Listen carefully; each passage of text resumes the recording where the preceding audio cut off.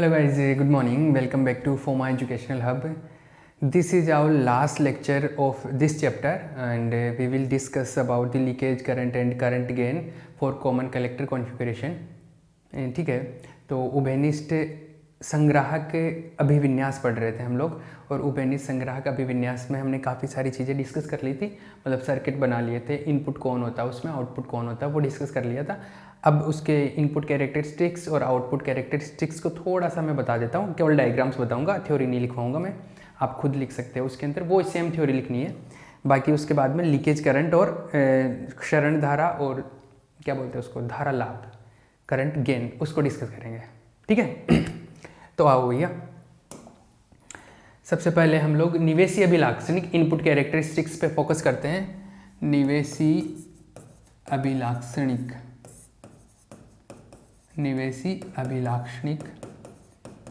Input characteristics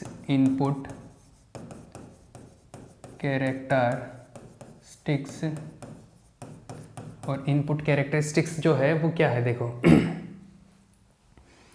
input characteristics निवेशी अभिलाक्षणिक input characteristics, वही input current output current, sorry input current input voltage के बीच में जो curve plot करते हैं उसको बोलते हैं। मैं डायरेक्ट कर्व प्लॉट कर रहा हूँ, उसका definition I am not writing. Input current कौन होता है इसके अंदर, इसमें इनपुट करंट होता है आई बी, राइट, और इनपुट वोल्टेज होता है वी बी सी। इसमें जो कर्व मिलता है, कर्व वो उसी शेप का मिलेगा भैया, मतलब थोड़ा सा इस तरीके से है ना, ये थोड़ा सा आगे से एक बार थोड़ा सा दोबारा बना लेते हैं। ये डिंग डिंग डिंग डिंग डिंग डिंग, ठीक है, थोड़ा इसी शेप का मिलता है। और ये तीन, यहाँ पे कांस्टेंट कौन होता है, आउटपुट वोल्टेज, और आउटपुट वोल्टेज क्या होता है, output voltage is V E C. तो V E C is constant, ये मान लो कोई एक वैल्यू है पर्टिकुलर, उसके बाद में वैल्यू चेंज कर दी, वी ई सी की कुछ सेकंड वैल्यू है कुछ, और ये वी ई सी की कोई डिफरेंट वैल्यू है, थर्ड वैल्यू बोलते हैं इसको। यहाँ पे लिखने का मतलब ये होता है कि ये चीज़ कांस्टेंट है, जब ये लाइन बनाई तब, ये जब कर्व प्लॉट किया तब that particular value is constant. ठीक है, ये निवेशी अभिलाक्षणिक हो गया, इनपुट कैरेक्टरिस्टिक्स हो गया। इसका जो डेफिनेशन है आई एम नॉट राइटिंग, ये जो है ऐसे आ जाएगा। ठीक है, आप लिख लेना डेफिनेशन लिखना चाहो तो, बाकी एग्जाम में जनरली नहीं पूछता है, मतलब एक्सेप्शनल है, नहीं पूछेगा ये कुछ। ये हो गया इनपुट कैरेक्टरिस्टिक्स। आउटपुट कैरेक्टरिस्टिक्स के बारे में बात करें, निर्गम अभिलाक्षणिक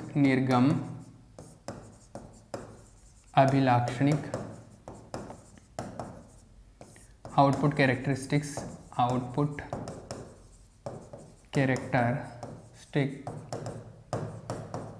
कैरेक्टरिस्टिक्स की डेफिनेशन आप लोग जानते हैं क्या, आउटपुट करंट आउटपुट वोल्टेज के बीच में कर्व बनाना, राइट।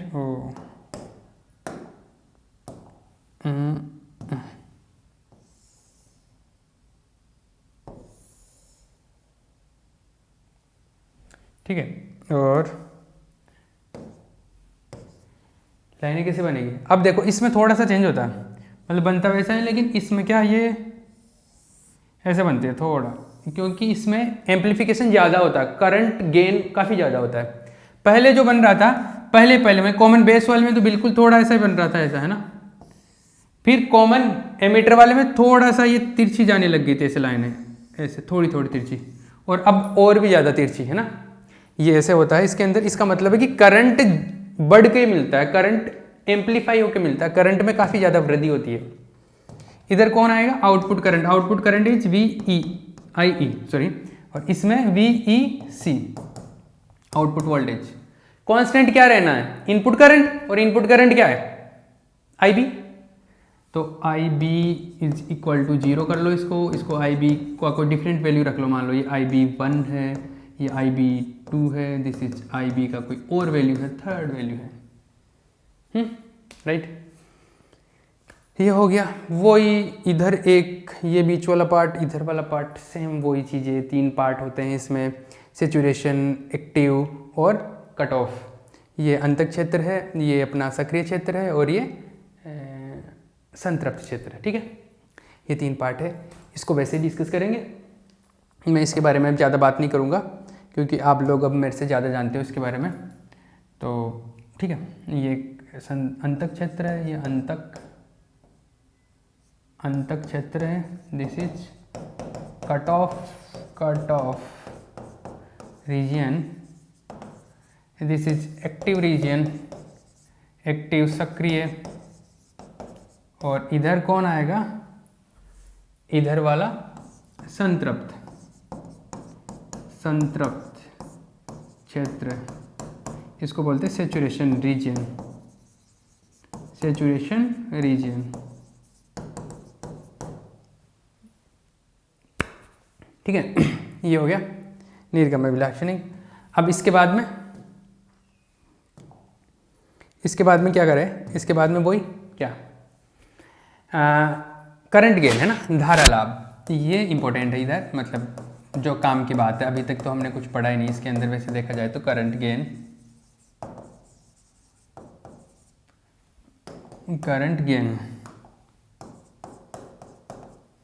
और करंट गेन, वही करंट गेन क्या होता है, output current upon input current, और यहाँ पे इसको बोलते हैं गामा। क्या बोलते हैं, गामा से रिप्रेजेंट करते हैं। और ये आउटपुट करंट कौन है, आई आउटपुट अपॉन आई इनपुट, निर्गम बटा निवेशी। आई आउटपुट करंट कौन है, आई ई, और इनपुट आई बी, ये है ना, सही है, बिल्कुल ठीक है। चलो मिल गया, वो डीसी एसी के लिए वो चीज़ें कर लेते हैं। आगे बात करते हैं कुछ करंट गेन, लीकेज करंट के बारे में बात करें क्या। लीकेज करंट, इसमें लीकेज करंट का इतना इंपॉर्टेंस होता नहीं है, वैसे देखा जाए तो लीकेज करंट का इतना इंपॉर्टेंस होता नहीं है, लेकिन फिर भी अभी हम बात करेंगे, थोड़ा सा बात करेंगे लीकेज करंट का। इसमें डिस्कशन करते नहीं, लीकेज करंट गामा में, अल्फा में, बीटा में, इन तीनों में एक रिलेशन भी बता सकता हूँ मैं। चलो उस रिलेशन की भी बात कर लेते हैं, लीकेज करंट भी थोड़ा सा डिस्कस हो जाएगा। तो आ जाओ, इसी के अंदर बात कर लेता हूँ, अलग से बात नहीं कर रहा उसकी। देखो एक चीज़ पता है, since I C is equals to alpha I E plus I C B O, ये हमने एक डिस्कस किया था क्या, क्या था, क्यों, कैसे आया था ये आया था ऐसे कि आई सी जो होता है वो होता है आई सी majority plus I C B ओ, ऐसा आता है ना। और ये हमने बोला था कि I C upon I E is equals to alpha होता है और ये मेजॉरिटी होता है। तो आई सी मेजॉरिटी को अल्फा आई ई लिखा था, अल्फा ई ऐसे किया था, लास्ट डेरिवेशन में किया था, जो करंट लीकेज करंट का था वो ऐसा लिखा था ना। अब देखो एक चीज़ बताता हूँ मैं आपको, इसको चलो इसी से ये, हाँ ये इसी से कर लो आप, ताकि आपको भी कन्फ्यूजन ना हो।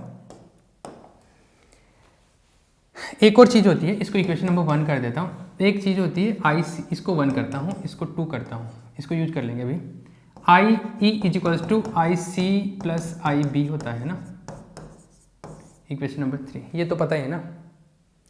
तो आई सी का वैल्यू में आई ई माइनस आई बी लिख सकता हूँ, आई सी का value I E minus I B.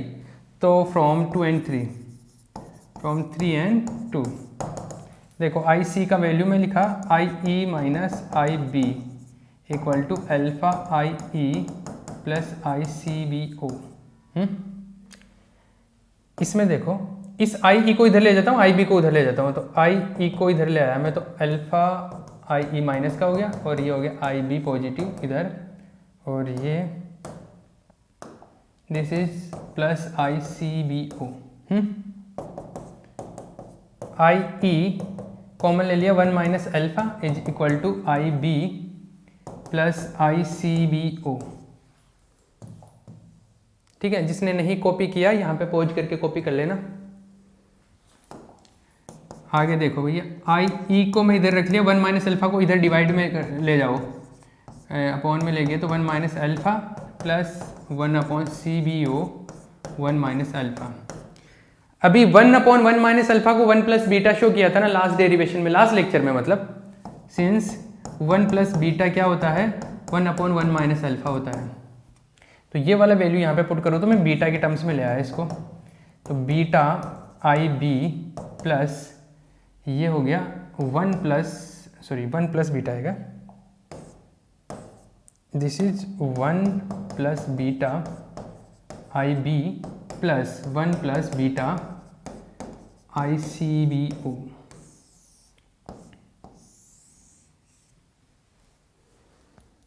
आप चाहो तो यहाँ पर ये जो डेरिवेशन है ना, यहाँ पे लीकेज करंट लिख सकते हो। मैं लीकेज करंट के बारे में भी डिस्कस करूँगा, इसलिए आप लीकेज करंट पे लिख सकते हो। यहाँ पे क्षरण धारा, डेफिनेशन तो वही है सारी लीकेज करंट की, लेकिन डेरिवेशन थोड़ा सा चेंज। डेफिनेशन वही है, अभी लीकेज करंट में क्या डेफिनेशन चेंज करना, सेम डेफिनेशन है।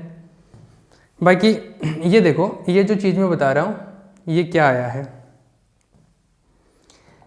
जो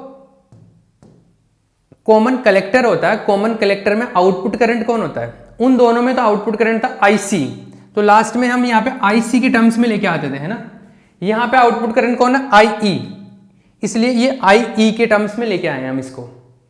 इसीलिए देखो यहाँ पे हमने इसको आईसी को, कहाँ पे गया वो, आईसी को, इस आईसी को यहाँ से आई और आईबी के टर्म्स में लिखा था, क्योंकि मुझे आईसी हटाना था यहाँ से, क्योंकि मुझे आउटपुट करंट आई है तो आई की टर्म्स में लेके आना था, तो आई की टर्म्स में ले आया मैं इसको।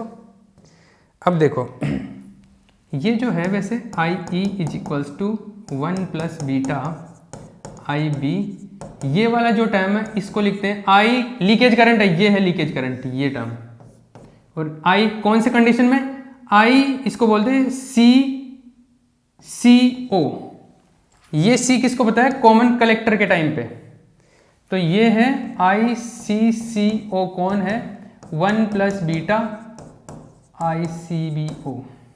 चमका, ये कौन है, leakage current for triple C, leakage current for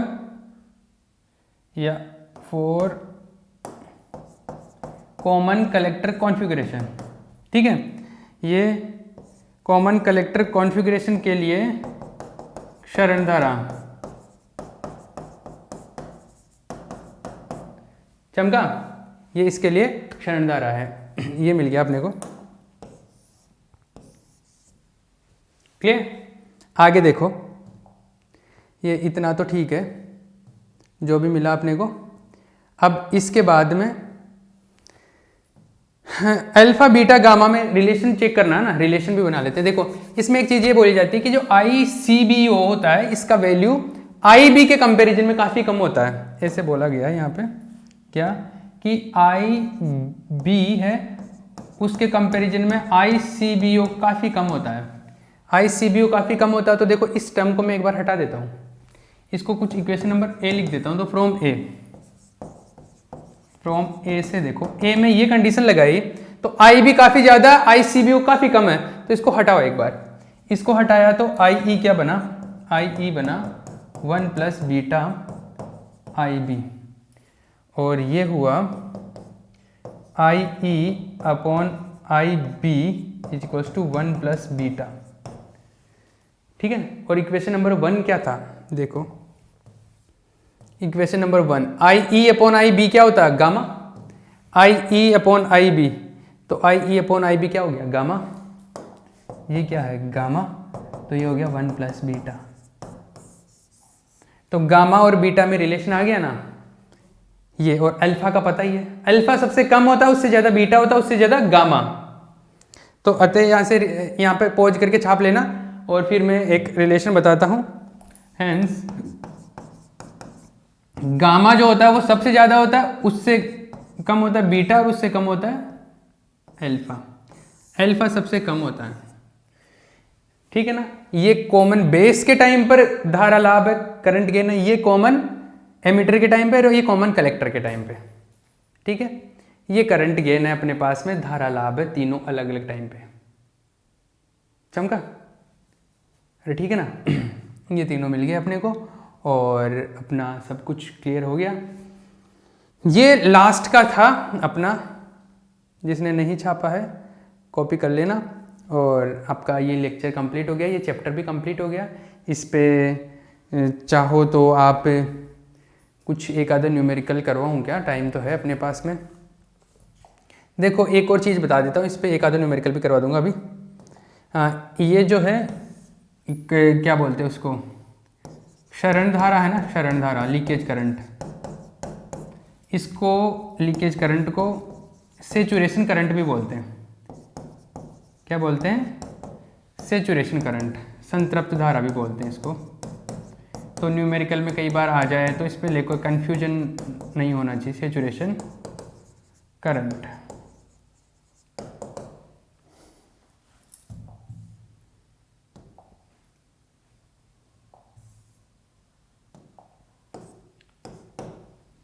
ठीक है। इसको सेचुरेशन, ये चीज़ भी लिख लेना साइड में, तो आपको ध्यान रहे, कहीं मिस्टेक ना हो जाए। मतलब अगर पूछ ले बाई चांस तो पूछ ले, क्या न्यूमेरिकल अगर दिया हो उसमें अंदर कुछ वैल्यूज हो तो इस तरीके से ये काम में ले सकते। ये कंप्लीट हो गया भैया। कौन कंप्लीट हो गया? ये चैप्टर कंप्लीट हो गया आपका, जो चैप्टर चल रहा था FET कंप्लीट हो गया। अब JFET पढ़ेंगे। JFET में ज़्यादा कुछ नहीं है, इतने 5-6 पन्ने लिखवाने हैं और उसमें थ्योरी ज़्यादा है, ठीक है ना? क्लियर? हाँ जी। और न्यूमेरिकल्स की जहाँ तक बात है, न्यूमेरिकल्स में और ऐड करता जाऊँगा। जैसे इसका सिलेबस थ्योरी कंप्लीट हो जाएगी ना, तो हर चैप्टर में न्यूमेरिकल्स में और ऐड करता जाऊँगा। एग्जाम टाइम के टाइम पे भी अगर कुछ इंपॉर्टेंट न्यूमेरिकल लगेंगे मैं और ऐड करता जाऊँगा। तो न्यूमेरिकल्स तो और ऐड होते रहेंगे। न्यूमेरिकल्स का आपके इतना ज़्यादा वेटेज होता नहीं है, लेकिन फिर भी 2-4 न्यूमेरिकल जहाँ पे इंपॉर्टेंट थे कि मुझे लगता है ज़्यादातर होता है कि चांस की यहाँ से तो बनते हैं, वहाँ तो मैंने करवा ही दिए। और जहाँ पर ऐसे होता है कम चांस होते हैं, वहाँ मैं अभी नहीं करवा रहा, बाद में करवा दूंगा उनको भी, ठीक है, वहाँ पे भी करवा दिए जाएंगे। लास्ट चैप्टर के भी न्यूमेरिकल में और करवा दूंगा, मतलब उसमें किए ही नहीं थे अपन ने, और कर लेंगे। और JFET को डिस्कस करेंगे, वो 4-5 लेक्चर के अंदर वो कंप्लीट हो जाएगा। JFET ज़्यादा बड़ा नहीं है, ठीक है, क्लियर? ओके। और क्या, ठीक है, ये जो है इसको पढ़ो आप।